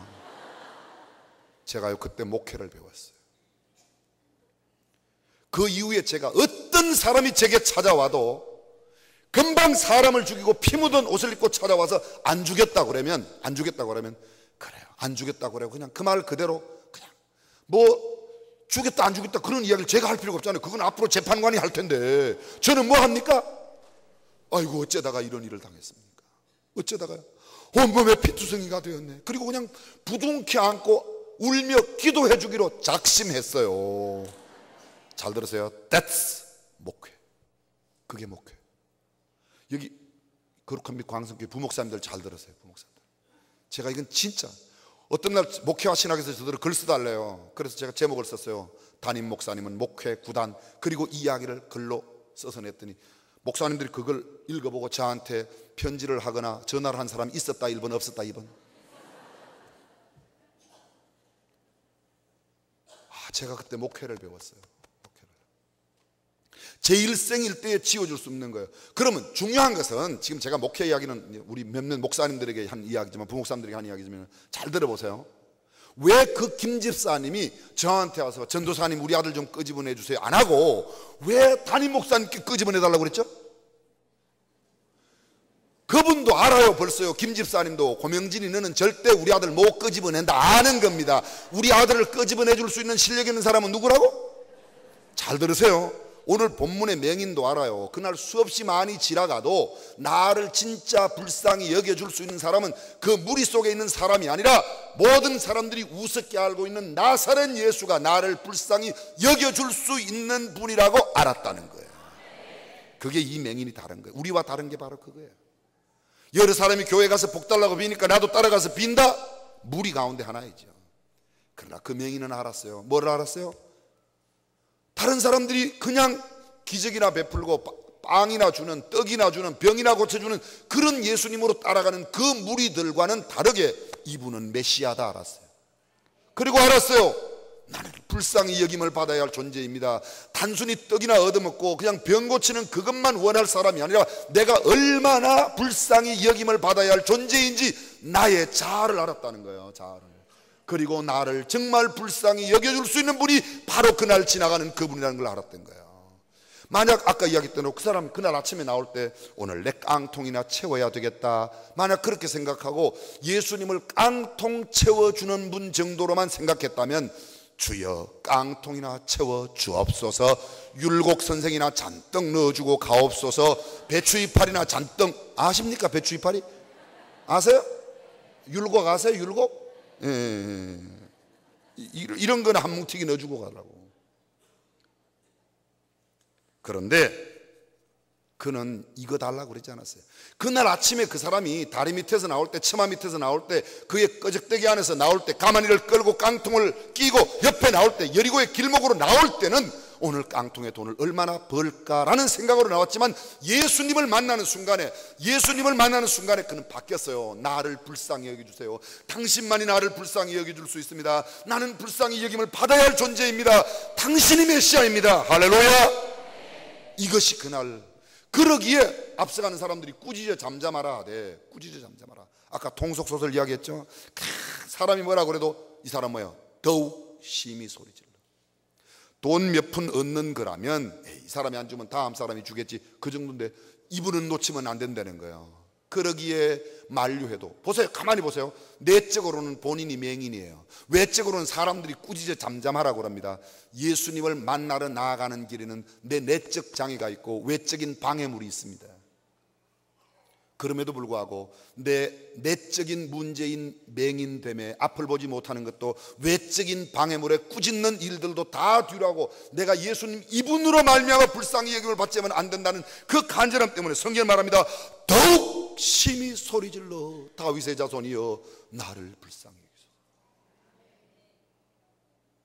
이 주님 만나지 않은 사람은 지금 예배당 문턱 밟고 왔다 갔다 하는 거예요. 수없는 무리 가운데 한 사람일 수 있습니다. 떡 먹고 배부른 사람 가운데 한 사람일 수 있습니다. 병 고친 사람 가운데 한 사람일 수 있습니다. 그러나 정작 참된 구원을 경험한 그 사람은 오늘 본문의 맹인처럼 주님을 알고 나를 알고 나를 불쌍히 여겨주시는 그분께 구한 거예요. 40절 보세요. 예수께서 머물러 서서 명하여 데려오라 하셨더니 저가 가까이 오매 물어 이르시되 내게 무엇을 하여. 오늘 주님 우리에게 물으세요. 오늘 주님 이 저녁에 물으세요. 내가 네게 무엇 하여 주기를 원하느냐 물으세요.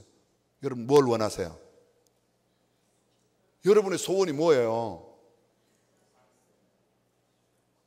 여기 뭐 적었는지 또 한번 다 펴봐야 되겠습니까? 여러분이 기도의 제목이 뭐냐고요? 죄송합니다. 제가 안 봐도 거의 대부분의 많은 사람들은요 깡통채워요. 깡통채워.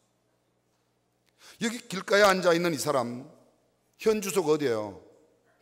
나그네 인생길을 말하는 나그네 인생길. 인생은 나그네 길 어디서 왔다가 어디로 가는가 찬바람이.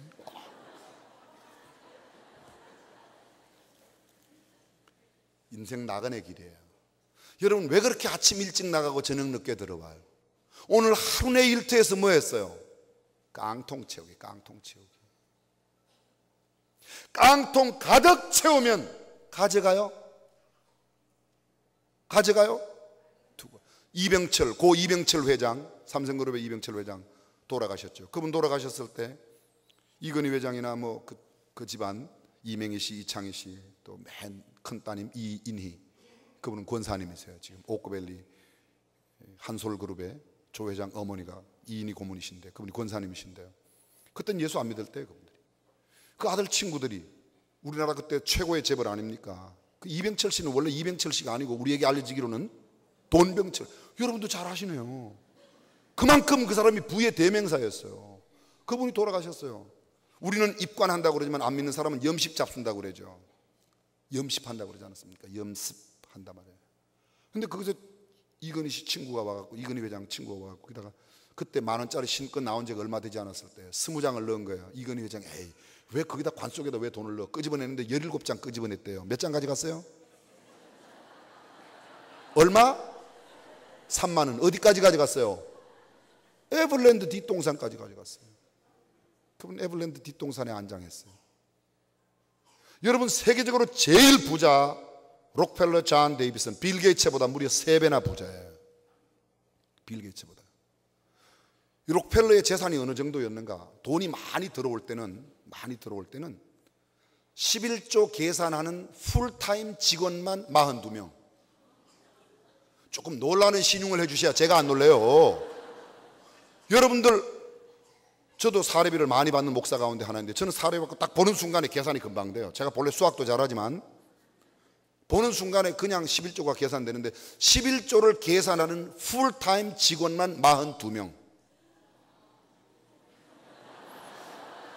참 죄송한 표현이지만 여러분 교회에서는 큰 부자 나오기는 상당히 시간이 좀 걸릴 것 같다는 생각이 듭니다.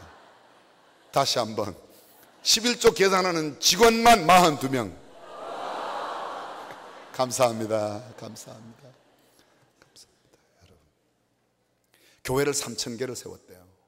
300개 교회는 모든 생활비까지 다 대주었대요.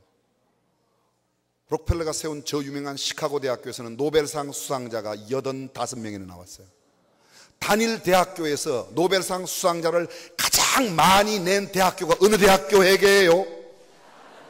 시카고 대학교. 어떻게 그렇게 잘하세요? 그렇죠.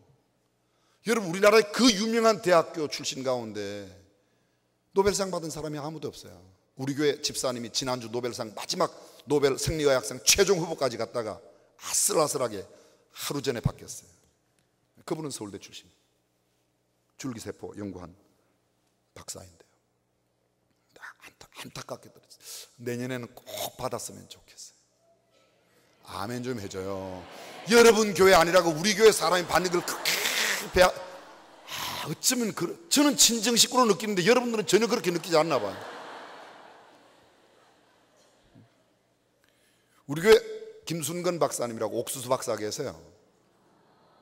그분이 그분 아세요? 그분 노벨상 5번이나 나미네이트 했지만 한 번도 상 못 받았어. 그나마 그래도 노벨상, 우리나라에서 유일하게 노벨상을 받으신 분은 목포상고 출신의 김대중 전 대통령께서 받으셨는데, 뭐 사람들이 그러지 않습니까? 뭐 돈 주고 받았다, 그런 소리 하지 마세요 여러분. 너는 돈 주만 받아. 돈 아니라 너는 할아버지를 갖다 줘봐라 받는가. 받으면 감사하지. 여러분, 김대중 대통령 노벨상 받을 때 노벨 평화상 후보자가 전 세계에서 500명 올라갔어요. 500명 가운데 받은 거예요.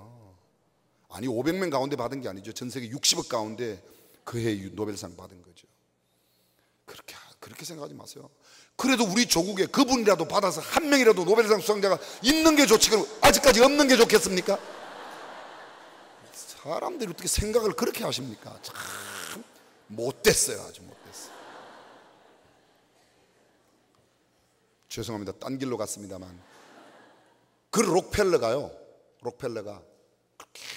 그렇게 했는데 죽었잖아요. 아시죠? 네.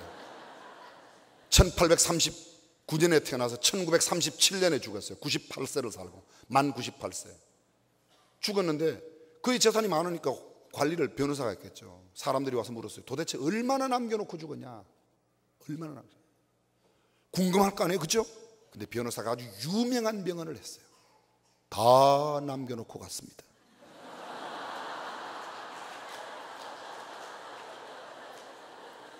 간단하죠, 뭐 다 남겨놓고 갔지. 잘 들으세요 여러분.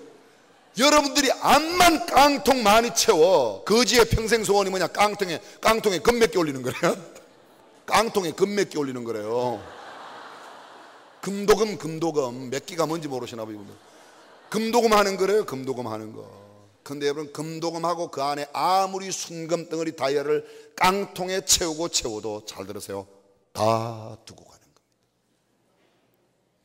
그런데 우리는 지금 여기 와서 깡통 채우기나 구하고 있는 겁니다. 잘 들어보세요. 좋은 대학이 뭐예요? 졸업하고 나서 직장 좋은 데 가면 돈 많이 받는데 거의 그거 아닙니까? 공식이. 정직하게 이야기해보세요. 그래요 안 그래요? 인류의 공영을 위하여 무언가 보람있고 의미 있는 삶을 산다. 잘 들어요. 저는 오늘 저녁에 의사 선생님 부인 권사님께 식사 대접을 받았는데, 공부 잘하면 전부 의대 법대 보내요. 의대 법대. 좀 제발 좀 신학대학도 보내고, 공부 잘하면 좀 의대 말고 과학대학도 좀 보내고, 기술대학 공대 같은 데도 좀 보내고. 아멘 안 하시는 거 보래요. 여러분, 의대 법대 보내가, 잘 들어보세요. 의대 법대 보내가지고 법대 나와가지고 패스하기가, 고시 패스가 얼마나 어렵습니까? 사법연수원 얼마나 어렵습니까? 판사 돼가지고 뭐 재판하는가 하면요, 이 아줌마가 옆집에 200만 원 빌려줘가 못 받는 거, 그거 저는 진짜 열받아요. 그거 보면요. 그거는 판사가 재판할 것도 없어요. 통장 아줌마하고 통장 옆집에 아줌마 두 사람 불러다 놓고 이 사람이 200만 원 빌려주고 6개월 만에 갚기로 했는데 못 갚았는데 어떻게 하면 좋습니까? 이자 얼마 쳐서 줘라. 그러면 거의 다 통할 수 있는 거예요. 맞아요, 틀려요? 맞다 1번, 틀리다 2번. 근데 그게 무슨 육법점수 단달외 갖고 사법연수가 나온 그 법관 고급 인력, 머리가 우리나라에서 최고 좋은 그 사람들이 그걸 뭐 재판할 필요가 뭐 있어요? 동네 아줌마 두 사람만 불러만 아는 거예요. 의사 마찬가지예요. 의사 그 머리 좋은 사람들이 머리만 공부만 잘하면 전부 다 의대가 의대 가가지고 의사 6년 의대 나오고요, 인턴 레지던트 걸려갖고 어떤 사람 전문의까지 해갖고 구멍가게 차려놓고 감기 환자 보고 있어요. 제가 잘 들어보세요. 애 서너 키운 엄마들은 애 기침 소리만 들으면 아, 얘 아스피린 먹이면 안 돼. 알아요, 몰라요? 알아요, 몰라요? 그런 환자는 그냥 간호대학 1, 2학년, 3, 4학년 정도 나온 사람, 애 서너 키운 사람, 우리 집사람도 애를 넷이나 키웠지 않습니까? 애 울면요, 아, 얘는 배고파서 우는데 금방 알아요. 저는 잘 모르는데 배고파서 우는데 그러고 그냥 쫙 하고 쫙 금방 해결돼. 금방. 그걸 뭘 안고 의대 출신 그 인턴 레지던트는 인턴할 때 의사들 반텀 죽습니다. 반텀 죽어요. 저는 의사들만큼 불쌍한 사람이 없다고 생각해요. 의사들 진짜 월급 많이 줘야 돼요. 근데 월급은 많이 줘야 되는데 아무나 의사는 되지 마세요. 좀 머리 좋은 사람 가운데 의사 이제 그만되고 동네 애 서너 키운 사람이 모여 앉아가지고 기침소리 들어보고 얘는 큰 병원으로 보내고 진짜 뇌를 연구하고 진짜 손가락 하나 연구해도 뼈를 정말 엘보를 연구하고 정말 연구해서 그런 의사 될 사람, 솔로몬의 재판처럼 이 아이가 이 여자 겁니까 이 여자입니까, 그런 재판할 때 재판관 법대 가는 사람 필요하고 웬만한 거는 동네 통장 아줌마하고 옆집 아줌마 두 사람만 있으면 해결돼. 맞아요, 틀려요? 맞다 1번, 틀리다 2번. 그 공부 잘하는 사람이 다 그 의대 법대를 그렇게 많이 가요. 그리고 무슨 법가 나온 법관 사위 봤다고 그러면 경사. 여러분 생각 좀 바꿔주세요. 저는 다른 교회는 몰라도 수원에 있는 그 교회하고 우리 교회하고 두 교회만 바뀌어도 좀 달라질 것 같아요. 저는 말씀을 안 통해봤지만 정 목사님도 그런 가치관을 갖고 있다는 걸 제가 얼마나 많이 느끼는지 몰라요. 그렇잖아요. 그래서 여러분도 학교 하잖아요. 우리도 학교 정말 괜찮은 학교 있어요. 사회복지관 왜 합니까? 복지사업 왜 합니까? 그거 해야 될 거 아니에요, 그거요. 죄송합니다. 지금 제가 상당히 흥분했습니다. 다 두고 가는 거예요. 깡통, 인생 깡통 채우기예요. 지금 뭐 13평에 산다. 아파트 넓히는 게 그게 한마디만 해요. 아파트 넓히는 거. 그거 아파트 별것 아니에요. 비싸기만 굉장히 비싸지. 왜 그렇게 비싼지 모르겠어요. 아파트는 내게 없어요, 내게. 내 거라는 게 칸막이하고 공간만 내 거지. 천정은 위에 집하고 바닥은 아랫집하고 벽은 옆집하고 내게 아무것도 없어요. 맞아요, 틀려요? 그저 내 거라고 쓰는 거, 확실한 거 내 거는 50평 넘어가는 거는 화장실이 3개, 30평 되는 화장실 2개, 20평 미만은 화장실 1개. 화장실만 내 거예요. 화장실. 결국은 화장실 넓히는 거예요. 맞아요, 틀려요? 그거 넓히겠다고 조금 넓은 아파트로 가면 아이고 권사님 복 받았네.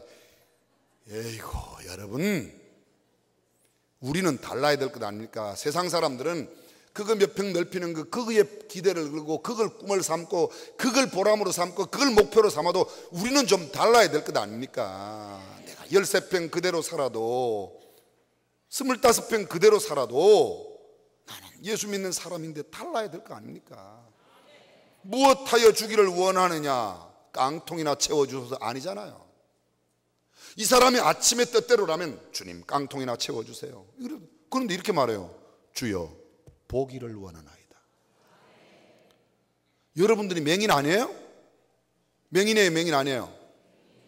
맹인이에요? 맹인 아니죠? 뭐가 맹인 아니에요? 아이, 저놈의 자석은 저거 어떻게 말을 저따위로 하냐? 여러분 잘 보세요. 우리가 다 맹인이에요. 맹인이에요. 제가 맹인인 걸 제가 증명해 보일게요. 여러분 한글 읽을 수 있죠? 예, 영어 읽는 분도 계시죠? 영어 못 읽는 사람은 영어 맹인이에요. 독어 못 읽는 사람은 독어 맹인이에요. 불어 못 읽는 사람은 불어 맹인이에요. 이태리어 못 읽는 사람은 이태리어 맹인이에요. 일본어 못 읽는 일본어 맹인이에요. 그러면 우리가 눈 뜬 게 많아요, 못 보는 게 많아요? 보는 게 많아요, 못 보는 게 많아요? 못 보는 게 훨씬 많아요. 뭐 눈이 2.0, 2.0인 사람 속눈썹 몇 개인지 헤아리세요? 속눈썹 보세요. 속눈썹 뭐 눈이 2.0이라고요? 이게 우리 눈이 가까이 있어도 못 보는 거예요. 가까이 있어도 이게 눈이 다 보는 게 아니에요. 속눈썹 보이는 사람은 빨리 내일 정신과 가보세요.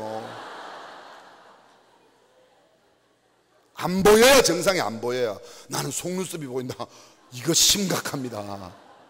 우리가 맹인이에요. 여러분, 그러면 이런 것도 다 그냥 두자 이거예요. 좀 멀리 있어도 보여 안 보여? 어두워도 안 보이고 너무 밝아도 안 보이고 태양 바라보면서 태양에 막 나는 태양을 봐도 눈이 아무런 이상이 없어. 이거 심각한 겁니다.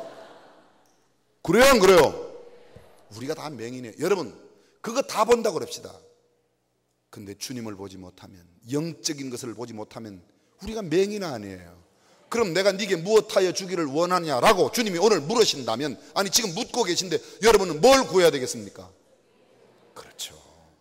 자, 아주 단순한 비교로 여쭤보겠습니다. 이 깡통에다가 돈을 한 1,000만 원 넣어드릴까요? 아니면 눈을 뜨게 해드릴까요? 1,000만 원이 너무 작아서 그럼 제가 조금 더 쓰겠습니다. 한 10억 넣어드리겠습니다. 자, 10억 실제적으로 지금 하는 겁니다. 이 눈을 지금 감았다고요. 10억 깡통에 넣어드릴까요? 아니면 눈을 뜨게 해드릴까요? 정말로요? 만약 저는 제가 이 눈 감았다 그러면 10억 준다 그러면 예수님한테 이렇게 이야기할 거예요. 예수님 5억만 주시고 한쪽 눈만 뜨게 해주세요. 저는 돈을 너무 좋아하니까, 저는 돈을 너무너무 좋아하니까, 돈을 써야 할 때가 너무너무 많으니까, 돈을 써야 할 때가 많으니까. 근데 눈도 떠야 되겠고 돈도 필요하니까 주님 한쪽만 뜨게 해주시고 5억 주시면 안 될까요? 그냥 뭐 쪼크로 해본 이야기입니다. 여러분, 그러면 깡통에 한 100억 넣어드릴까요? 눈 뜰까요? 상당히 이제 달라졌어요. 이제 50억 갖고 딜할 사람이 많았었어요. 결국은 주님 앞에 가면 내가 무엇을 위하여, 하나님의 영광을 위하여, 어려운 이웃들을 위하여 얼마나 사용하였느냐가 주님 앞에 평가받지, 얼마나 모았느냐가 아니라는 거예요. 깡통에 금메기를 얼마나 진하게 칠했는가, 깡통 안에 든 게 얼마냐가 중요한 게 아니라 두고 간 것 다 소용없습니다.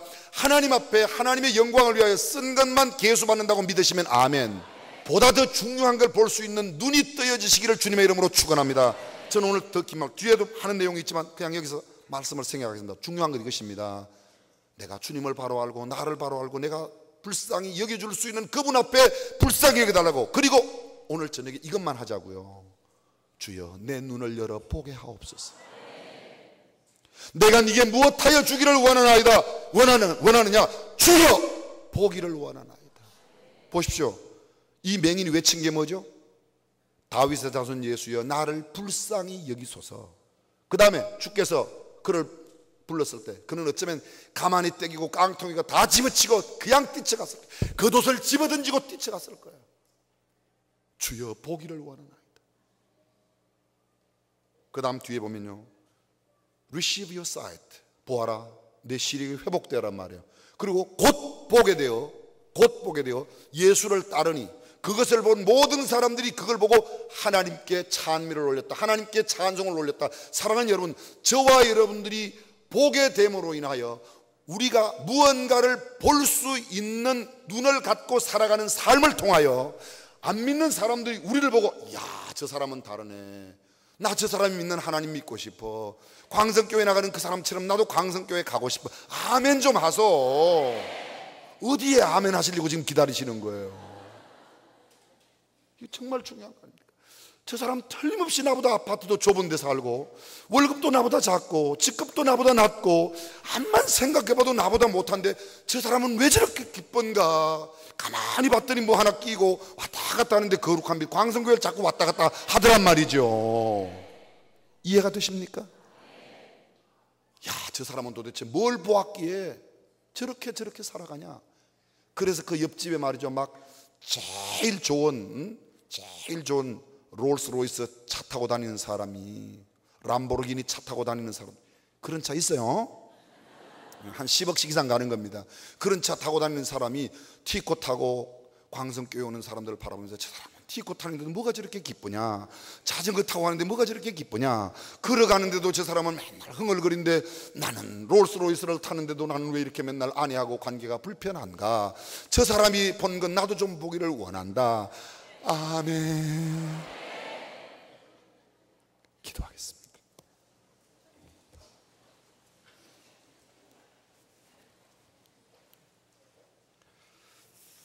오늘 이 밤 우리는 응답받았던 그 여리고의 맹인이 외쳤던 그 외침으로 주님 앞에 외치려고 합니다. 어제와 오늘 새벽에는 조용히 기도했습니다. 오늘 저녁에 한번 소리 높여, 시간이 좀 흘렀지만 우리 간절하게 한 2, 3분 동안 간단하게 기도하겠습니다. 다윗의 자손 예수여 나를 불쌍히 여기서, 너무 길어요. 그러니까 다윗의 자손 예수여 두 글자로 줄이면 주여, 주여. 그래서 주여 나를 불쌍히 여겨 주옵소서.